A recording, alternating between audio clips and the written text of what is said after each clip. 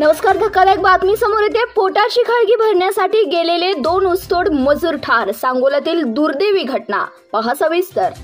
Tempo पिकअपच्या धडकेने अपघातात 2 मजूर ठार झाल्याची घटना घडली आहे. गडवाडी तालुका सांगोला येथील 5 महिला व 12 पुरुष ऊसतोड कामगारांनी सांगोला येथील शेतकऱ्यांचा ऊस तोडणी करून टेम्पोमधून सांगोल्याकडून मिरज रोडने गडवाडीकडे आपल्या घराकडे निघाले होते, तर एकतपूर येथील पिकअप डाळिंब भरून मिरज रोडने निघाला होता.